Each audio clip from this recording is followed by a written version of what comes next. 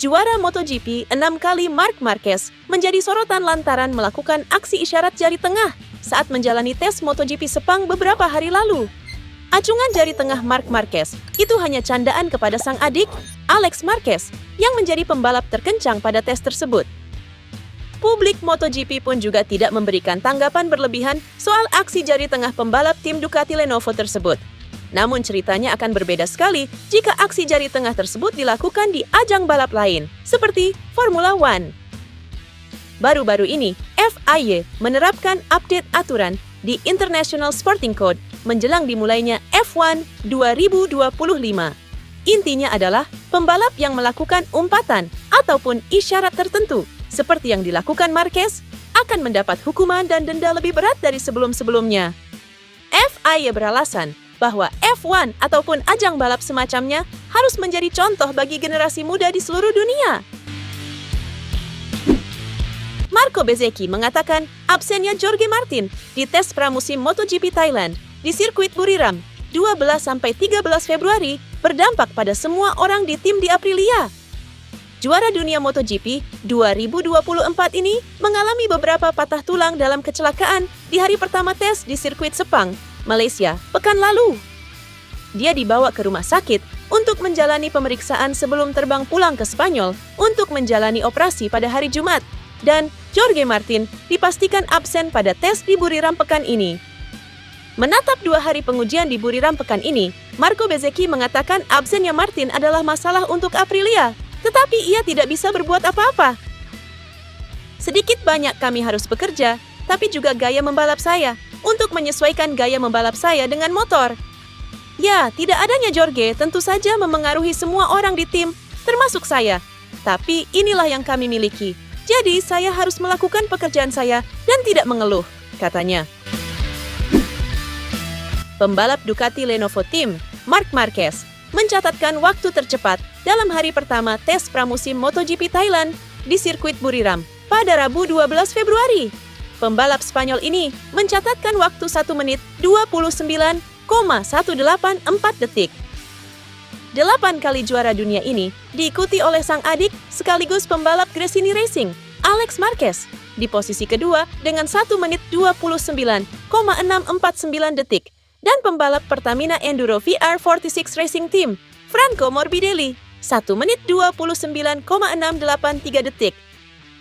Sementara itu, posisi keempat dan kelima masing-masing ditempati oleh pembalap Aprilia Racing, Marco Bezzecchi, dengan 1 menit 29,794 detik, dan pembalap Red Bull KTM Factory Racing, Pedro Acosta, dengan 1 menit 29,904 detik.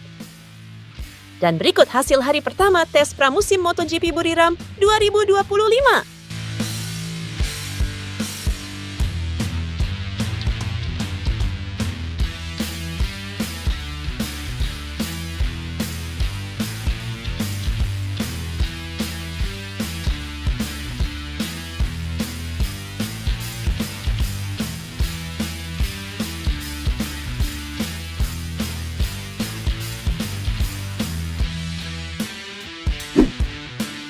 Manajer Ducati Lenovo Team, Davide Tardozzi, mengungkapkan kekagumannya soal perilaku baik Pecco Bagnaia dan Marc Marquez yang solid bekerja sama pada masa tes pramusim MotoGP 2025.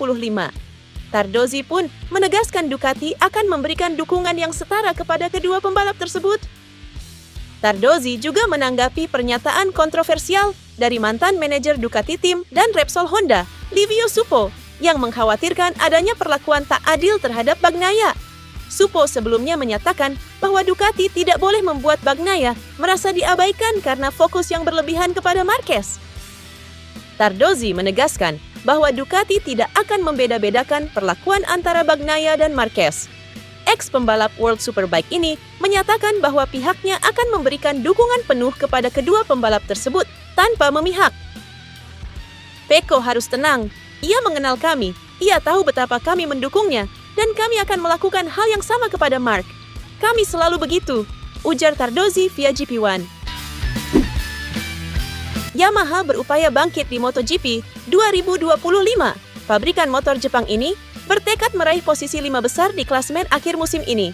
Sebelumnya, Yamaha tampil bagus di sesi tes pramusim di sirkuit Sepang Malaysia. Ducati pun tidak menyangka dengan perkembangan dari Yamaha. Managing Director Yamaha Motor Racing, Paulo Pavesio mengatakan bahwa timnya memiliki tujuan untuk mengurangi jarak antara Yamaha dengan tim-tim papan atas. Kami sedang menguranginya dan bisa dilihat di stopwatch. Tapi, tim lain tidak tinggal diam. Kuncinya adalah untuk mengetahui sejauh mana kami bisa menjadi lebih baik dari mereka untuk mengurangi jarak tersebut secepat mungkin. Jelas, Pavesio dikutip dari Motorsport. Menurutnya, apakah Yamaha akan memenangkan gelar pada tahun 2025? Tentu saja tidak, karena jika Yamaha menetapkan tujuan dan tidak tercapai, maka akan menimbulkan rasa frustasi. Melihat performa dan posisi Yamaha pada akhir 2024, Pavesio yakin Yamaha bisa bertahan finish di 5 besar pada setiap seri. Itu yang kami inginkan, untuk memantapkan diri kami di posisi 5 besar sejak pertengahan tahun dan seterusnya. Hal pertama yang kami lakukan adalah mengalahkan Aprilia dan KTM, ucap Pavesio. Aruba Don't Eat Racing Ducati resmi meluncurkan skuad mereka jelang World Superbike 2025 di Ponte San Pietro, Bergamo, Italia, Selasa 11 Februari. Musim ini, Ducati masih akan diperkuat oleh 2 pembalap andalan mereka, yakni Alvaro Bautista dan Nicolo Bulega. General Manager Ducati Corse, Gigi D'Aligna, pun mengungkapkan optimismenya.